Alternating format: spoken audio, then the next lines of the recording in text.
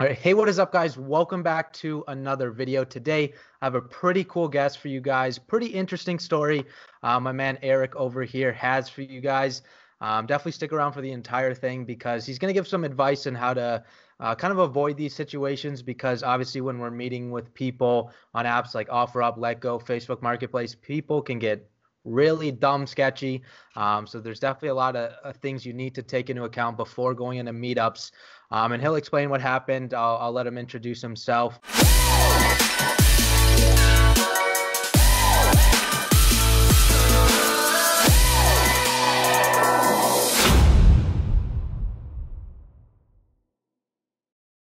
But getting right into it, I appreciate you being here, Erik, and just kind of tell us a little bit about yourself, your story, how long you've been in phone flipping, and like what basically happened. So.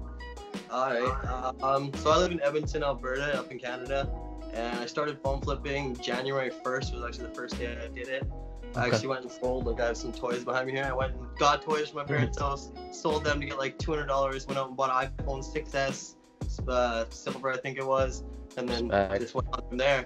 First month I made like $3,000 doing it part time, and then second month in February I think I almost hit $5,000 in profit. Oh, wow. It's really good, and but yeah, definitely some things to watch out for. I've had some experiences so far that have been not so good, but in the macro it's been good.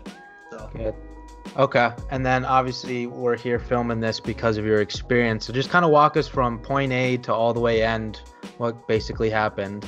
So I started talking with these guys on LetGo, and I had an iPhone 7 rose gold here that usually sells for like $300, and they were going to give me $350. So I was willing to drive all the way there and meet them. And I knew watching your videos at first, you had said always meet at safe places like Duleg.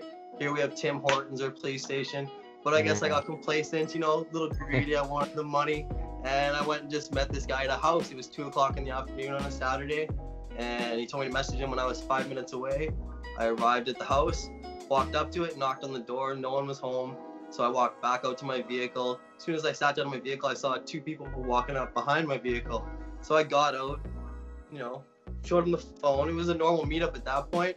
He looked over the phone. Him and his buddy were talking. Then he asked me how much money it was. I told him I wanted $300 for it, and or $350, sorry. And at that point, he told me that they were just gonna walk away, and I was gonna stand there and do nothing. And he started to pull something out of his pocket. And at that point, adrenaline spikes. I didn't know what it was. I looked and I was like, okay, it's not a gun, it's not a knife. I saw like a can of something coming out, and I knew it was bear mace. And I just reached out and grabbed him and held onto him. At the time, I was wearing a flat brim hat with like my hood up. So I just kind of covered like that the whole time and sprayed me. As soon as that bear mace stopped spraying, I just bam, unloaded right on him. And then he yelled for his buddy to come in and help. Then the other guy ran in and started hitting me, and we kind of like tumbled over towards my car. I was able, because my door was still open to my car, I leaned in, started honking the horn and screaming for help so that people would come out of their houses. At that point, I started to see people coming out on the street. And then the second guy that I didn't have a hold of, he took off. And I still had the guy that had my phone, and I was like, give me the phone back. He's like, I'll give you it back, just let me go. He gave me the phone back, and I just started hammering on him. And then threw him against my car and held him there until the cops showed up. And they chased the other guy with the police dog. And they haven't got back to me if they found the other guy, but the one kid's arrested, 17 years old, charged with robbery and assault with a weapon. Jeez, that's freaking crazy. So you knew right away what was kind of starting to happen then, right? Like as soon as they walked up, it seemed normal, because I was like, maybe it was just some kids walking back to their house. But then, as soon as he was like, I could tell the emotion switched when he was like, we're just gonna take this and walk. And once I saw it was bear mace and not a knife or a gun, I was like, all right, it's on, let's do this. Yeah, that's crazy. And it definitely was a lesson, and like even in the days since then, I've refused to meet people at their houses just because. I mean, that shows you like how fast that can happen and how much you don't know what's gonna happen. I mean, it's Saturday 2 p.m. You probably think you're going in just casual meetup, right? And then that crap happens. Exactly. I had already met somebody that day. It was just a normal sunny Saturday like today. Yeah. So from learning from that experience, where do you think you'll start meeting people? What's your kind of suggestion? Me now, I just would not meet anybody, whether you know who they are, whether they have a Facebook account, because anybody can make a fake Facebook account. Anybody can make a fake account. Yeah. Meet them somewhere public, not even in the parking lot. Like, go inside of a building. Because I've heard about people when after that happened, the police were telling me that like people get robbed in the Tim Hortons parking lot even in Canada. Yeah. So go inside the building. That's your safest place to be.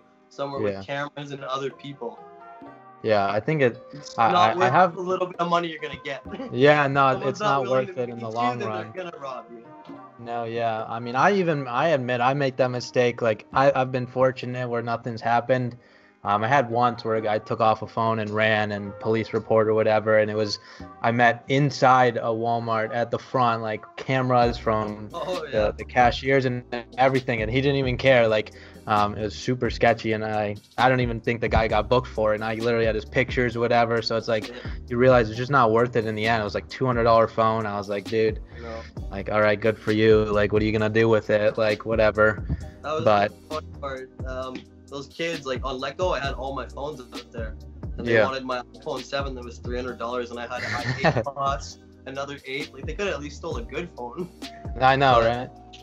I don't know. They're usually not the smartest tools in the shed anyway, right? Exactly, yeah. For real.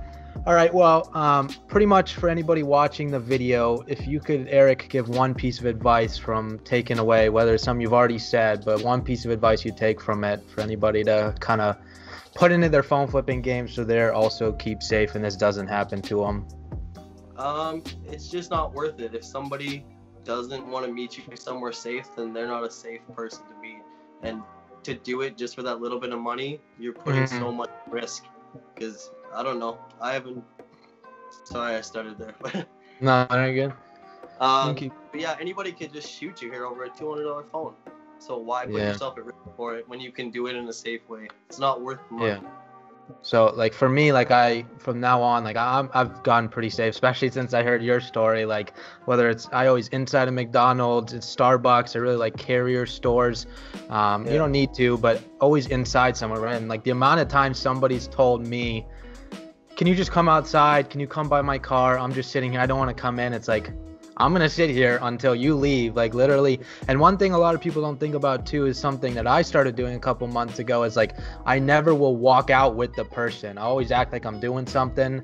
Like if we exchange a phone at McDonald's, like I'm not going to walk out because then they could technically still do the same thing, right? They got the money and they can potentially take the phone from you. So I always act like I have to like make a call or something. I'll wait till they're in their car already gone. And it's like you got to think on the front and back end. So that's a thing I ended up learning from my experiences.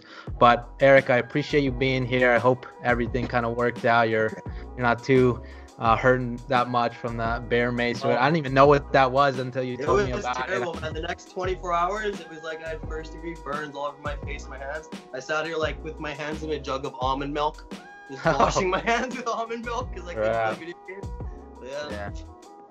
Oh crap. Well, Erik, I appreciate you being here. I know this video will help a ton of people kind of be safe because we all need the little reminder check, even though we all get comfortable.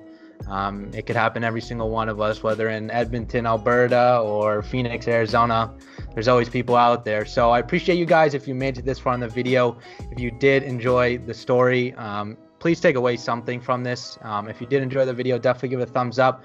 And if you're not part of the family yet, hit that subscription button down below. I'd appreciate the support so much. If you guys also want to see more videos like these where I talk to other flippers in the community, let me know. I'm sure Erik is a great guy. He's made a ton of money, so you could literally do the same thing he has. And I appreciate you guys being here, and I'll catch you guys in the next one.